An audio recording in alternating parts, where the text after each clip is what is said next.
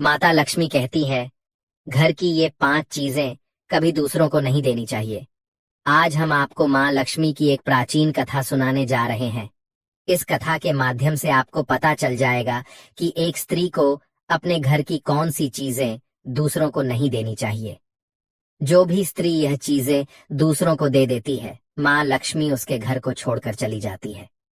इसीलिए दोस्तों, आप इस कथा को पूरा जरूर सुने, क्योंकि आधा अधूरा ज्ञान घातक होता है। जो भी इस कथा को पूरा सुनता है, माँ लक्ष्मी उसकी झोली खुशियों से भर देती है। तो चलिए, बिना देरी किए आपको वह प्राचीन कथा सुनाते हैं।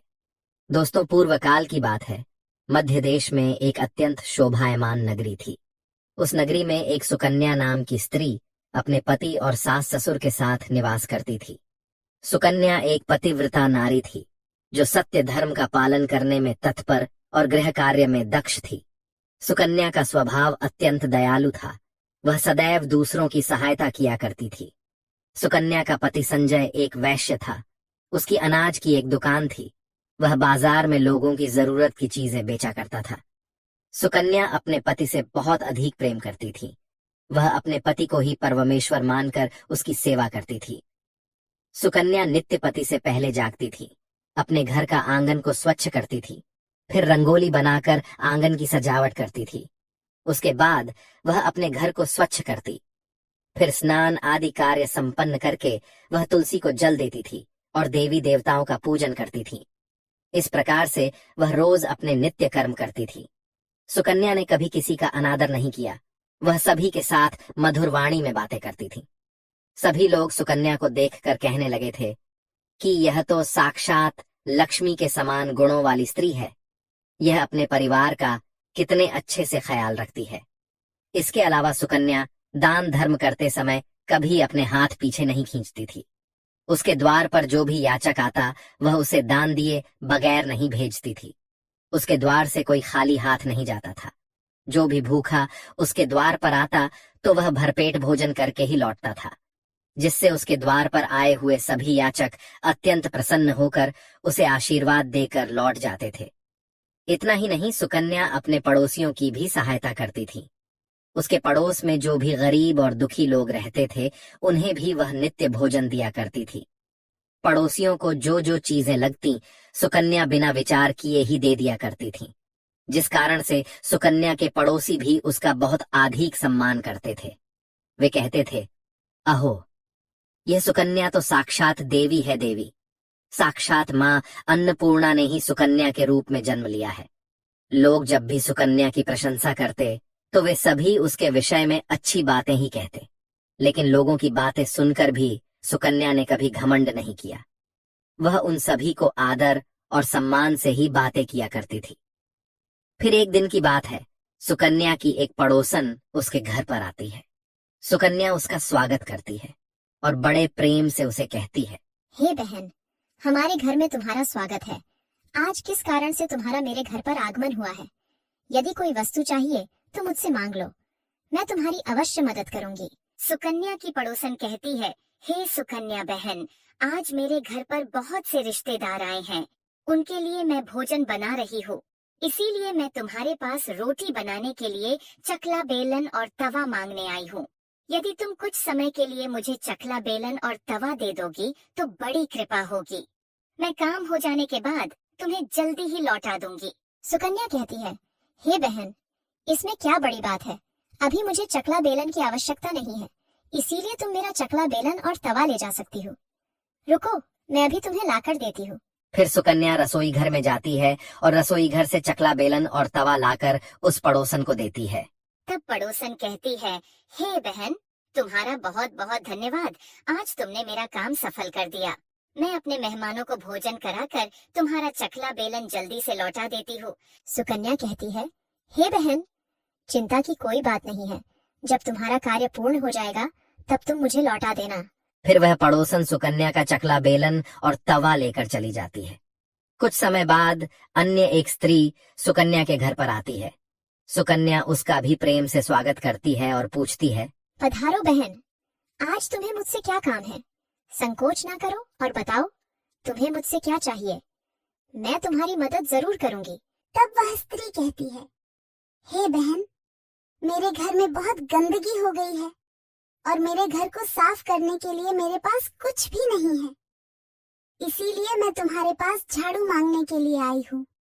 यदि तुम्हें कोई समस्या ना हो तो कृपा करके मुझे अपने घर की झाड़ू दे दो। मैं अपना घर साफ करके तुम्हें झाड़ू लौटा दूंगी। सुकन्या बिना विचार किए ही कहती है, हे बहन, बस झाड़ू ही तो है, इसमें क्या समस्या हो सकती है? तुम रुको, अभी मैं तुम्हें अपने घर की झाड़ू लाकर देती हूँ। इतना कहकर सुकन्या घर के अंदर जाती है और झाड़ू लेकर आती है और उस स्त्री को दे देती है। वह स्त्री सुकन्या के घर की झाड़ू लेकर चली जाती है। फिर कुछ देर बाद अन्य एक स्त्री सुकन्या के घर पर आती है। सुकन्या उसका भी बड़े प्रेम से स्वागत करती है। सुकन्या कहती है, पधारो बहन, क्या बात है, आज मेरे घर पर किस कारण से आना हुआ? तुम्हें जो कुछ भी चाहिए निसंकोच होकर कहो, मैं तुम्हारी सहायता करने का प्रयास अवश्य करूंगी। तब वह स्त्री कहती है, हे सुकन्या बहन, तुम बड़ी दयालु हो। मैंने तुम्हारे बारे में बहुत सुना है और तुम सभी की मदद करती रहती हो। इसीलिए मैं तुम्हारे पास एक छोटी सी मदद मांगने के लिए आई हूँ। सुकन्या कहती है, हे बहन, संकोच ना करो, तुम्हें जो कुछ भी चाहिए मांग लो। यदि मेरे बस में होगा तो मैं मना नहीं करूंगी, मैं तुम्हारी सहायता अवश्य करूंगी। तब वह स्त्री कहती है, हे सुकन्या बहन, आज मेरी बेटी को देखने के लिए लड़के वाले आ रहे हैं, इसीलिए मैं चिंता में हूँ। मेरे पास पहनने के लिए एक भी गहना नहीं है, तो मैं अपनी बेटी को क्या दूँ? उसके पास पहनने के लिए अच्छे वस्त्र भी नहीं है, इसीलिए कृपा करके मुझे आप थोड़े गहने और वस्त्र उधार में दे दीजिए, केवल एक दिन के लिए। जब लड़के वाले देखकर चले जाएंगे तो मैं तुम्हारे गहने लौटा दूंगी। उस पड़ोसन की बात सुनकर सुकन्या कहती है, बस इतनी सी बात? हे बहन, तुम चिंता मत करो, तुम्हारी पुत्री मेरी छोटी बहन के जैसी है, उसकी सहायता मैं अवश्य करूंगी। मैं अभी तुम्हें मेरे गहने और साड़ी देती हूँ, जिसे पहनकर तुम्हारी पुत्री राजकुमारी लगेगी। फिर सुकन्या अंदर जाती है, गहने और साड़ी लेकर आती है और उस पड़ोसन को दे देती है।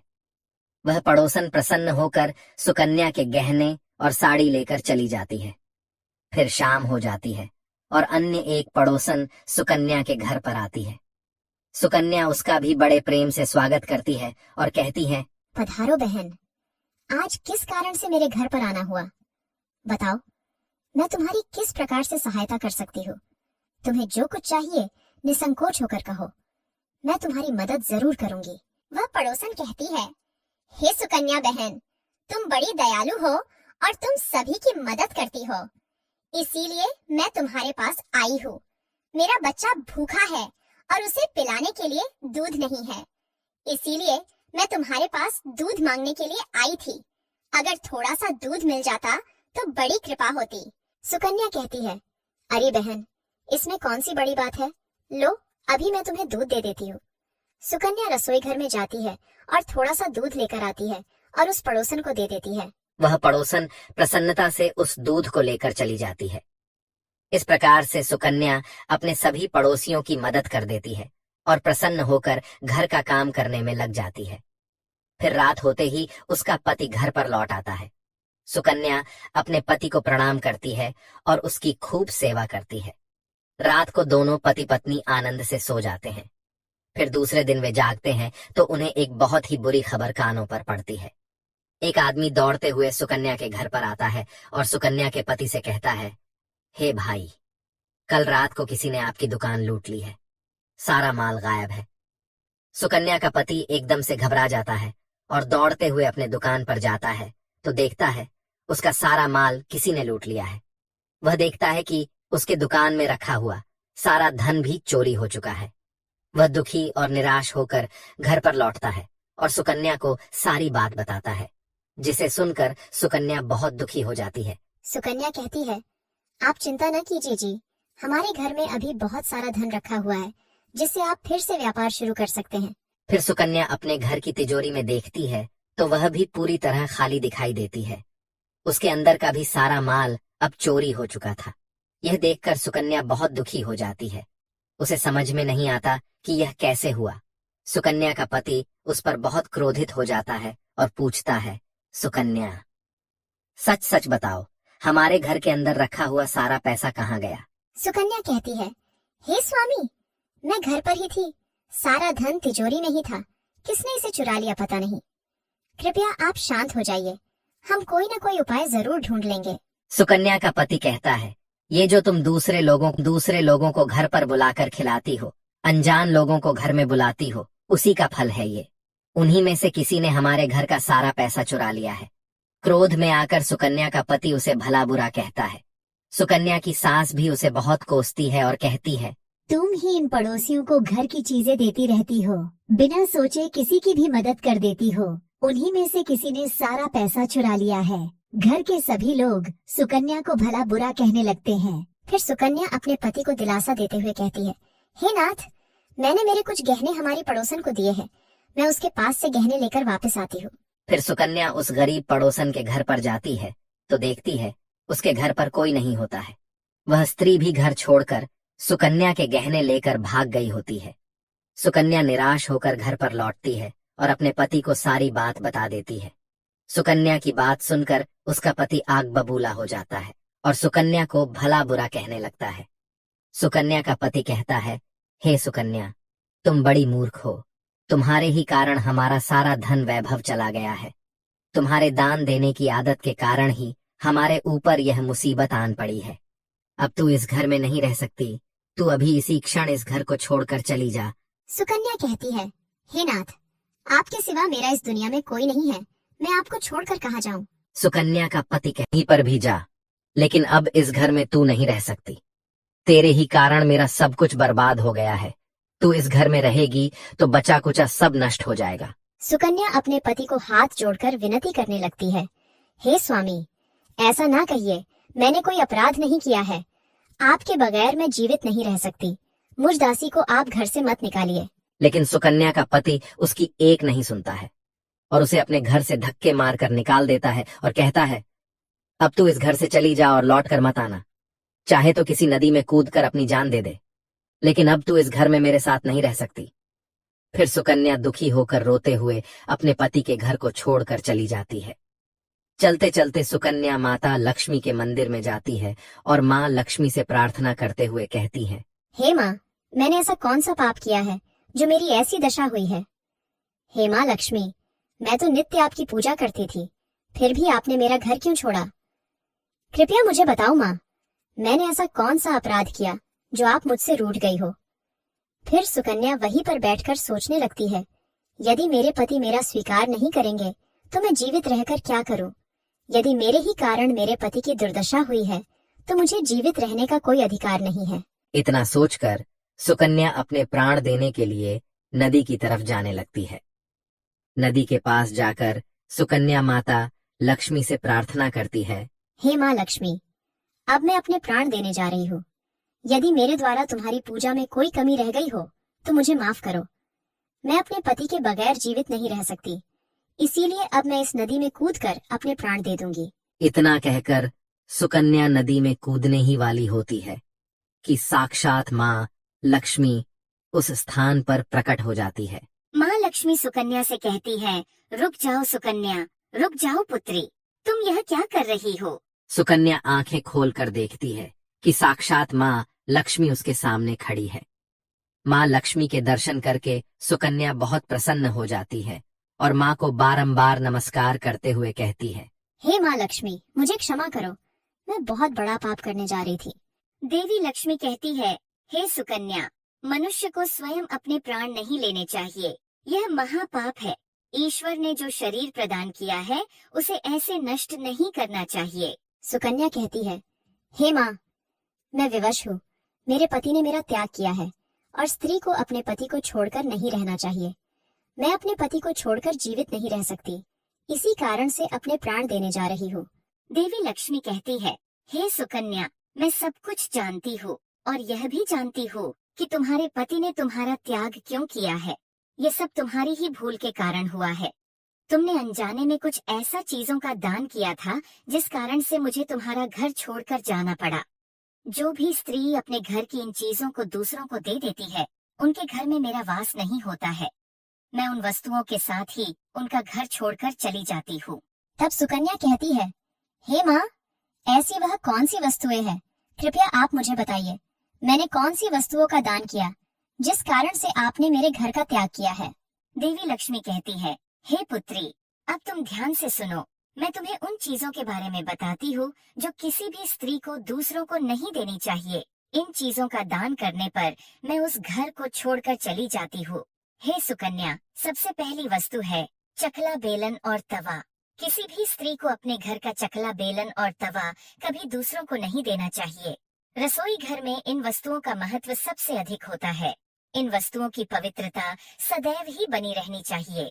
इन्हीं वस्तुओं से भगवान विष्णु को प्रसाद बनाया जाता है और तवे पर बनी पहली रोटी भी गाय को खिलाई जाती है। इसीलिए इन वस्तुओं को हमेशा स्वच्छ और शुद्ध रखना चाहिए। दूसरों को देने पर ये अपवित्र हो सकती है और फिर इनका उपयोग करना अशुभ फल प्रदान करता है। इसीलिए सुकन्या, तुमने अपने रसोई घर के चकला बेलन और तवा अपनी पड़ोसन को देकर पहली सबसे बड़ी भूल की है। आगे माँ लक्ष्मी कहती है, हे सुकन्या, अब तुम दूसरी वस्तु के विषय में सुनो। तुमने अपनी पड़ोसन को अपने घर में रखी हुई झाड़ू ही दे दी। जिस वस्तु में मेरा सदैव वास होता है, जो वस्तु मुझे सबसे अधिक प्रिय है, तुमने उसे ही दूसरे को दे दिया, तो फिर मैं तुम्हारे घर में कैसे ठहरती। हे सुकन्या, जो स्त्री अपने घर की झाड़ू दूसरों को दे देती है, मैं उसके घर को त्याग देती हूँ। झाड़ू से घर की स्वच्छता की जाती है और जहाँ पर स्वच्छता होती है उसी स्थान पर मेरा वास होता है। ध्यान में रखना सुकन्या, घर में झाड़ू को हमेशा छिपा कर रखना चाहिए। झाड़ू पर बाहरी व्यक्ति की दृष्टि भी नहीं पड़नी चाहिए। झाड़ू एक अत्यंत पवित्र वस्तु है। इसे पैर नहीं लगाना चाहिए और इससे कभी विष्ठा आदि प्रकार की गंदगी साफ नहीं करनी चाहिए। माँ लक्ष्मी कहती है, हे सुकन्या, अब तुम तीसरी वस्तु के विषय में सुनो, जो एक स्त्री को कभी दूसरों को नहीं देनी चाहिए। वह वस्तु है आभूषण। एक स्त्री को अपने आभूषण कभी अन्य महिला को नहीं देने चाहिए। मैं सदैव ही आभूषणों में वास करती हूँ। स्त्री के 16 श्रृंगार में गहनों का बहुत अधिक महत्व होता है। एक विवाहित स्त्री को अपने आभूषण कभी अन्य स्त्री को पहनने के लिए नहीं देने चाहिए। जो स्त्री अपने आभूषण अन्य स्त्रियों को देती है, उसके जीवन में दुर्भाग्य आता है। हे सुकन्या, अब मैं तुम्हें चौथी वस्तु के विषय में बताती हूँ। किसी भी मनुष्य को शाम हो जाने के बाद कभी सफेद रंग की वस्तुओं का दान नहीं करना चाहिए, किंतु तुमने शाम के समय दूध का दान किया था। शाम को दूध का दान करने से जीवन में दुर्भाग्य आता है। शाम को सफेद रंग की चीजें दान करने से मनुष्य के जीवन में अशुभ काल आता है। माँ लक्ष्मी कहती है, हे सुकन्या, अब मैंने तुम्हें उन सभी वस्तुओं के बारे में बता दिया है जिनका कभी दान नहीं करना चाहिए। ये वस्तुएं कभी दूसरों को उधार में अथवा उपयोग के लिए नहीं देनी चाहिए। सुकन्या कहती है, हे माँ लक्ष्मी, मुझसे बड़ी भूल हो गई। मैं इन बातों से अनजान थी। कृपया मुझे क्षमा करो और अब मुझे प्रायश्चित करने का उपाय बताओ।